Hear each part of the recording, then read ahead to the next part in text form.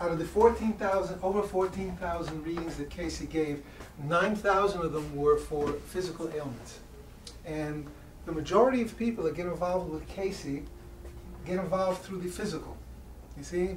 Because all of a sudden, here you have this guy with an 8th grade education that milks the cows, takes out the chickens, and is telling you, giving you a breakdown of your body, and is telling you what's wrong with you physiologically. And when he wakes up, doesn't remember a thing that he says. And yet he's able to heal you. So it's like when I first read about Edgar Cayce, I'm a big science fiction fan. I like Sherlock Holmes, one of my favorites. There's also a series of books called Professor Challenger, and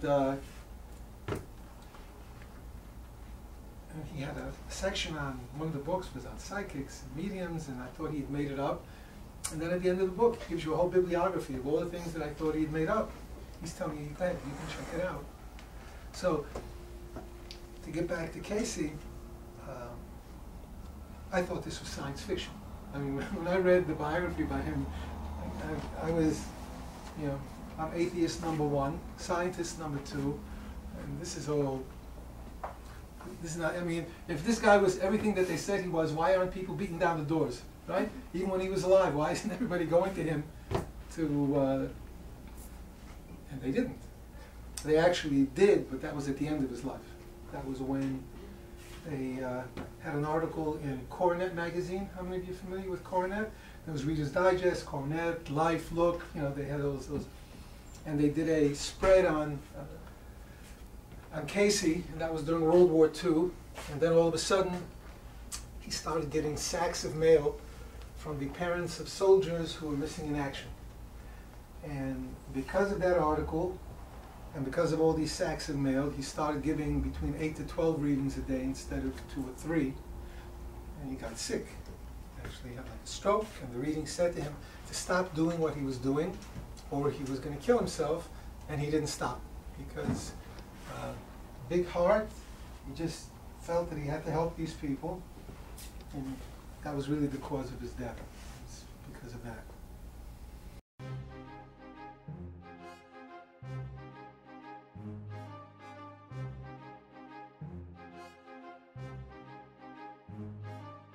I'm going to get back to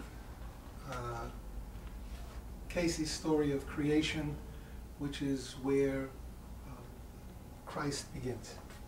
Now, according to Cayce, and this is the part that doesn't make sense to me, God wanted companionship, God moved, God wanted to know himself, and he created the first soul, first spirit, first ray, which he calls Amelius. That was the name of the first creation, Amelius. From this Amelius created everything else. From that first ray, from that first movement. And then all of the spirits, all of the souls, whatever we are, were created. The way the story goes is we were to be co-creators with God. We were to be co-creators with this energy. Now, in one of the readings, Cayce says that God is like electricity, like energy. And then he says right away, he says, God is not a light bulb, but he says he's trying to give it to you so that you can understand how forceful this energy is. And you get into this problem. He says there are 8 dimensions in this universe. He says we're living in the 3rd dimension. So when you go into the astral plane, you go into the 4th dimension. So now you get into asking yourself, how does somebody on the 8th dimension communicate to somebody on the 3rd dimension? How do I give that to you? So how do I teach you calculus if you can't multiply? Right? So how do I describe that to you? And that's the problem you come into here, is when from the higher they try to give it to you in a way that you understand. See, ultimately you know everything. Everything that you ever have to know, you know. Basically what happened is you forgot.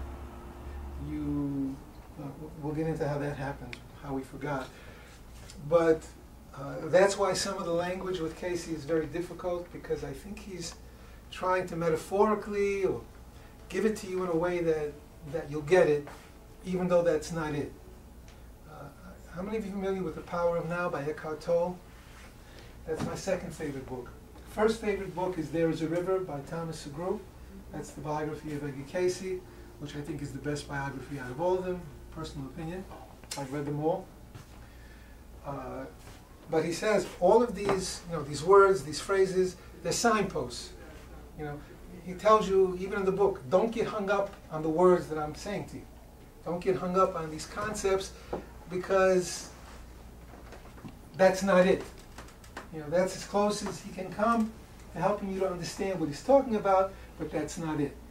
It's very hard to put it into words. And that's what goes on here. So that's why ultimately you're going to feel it.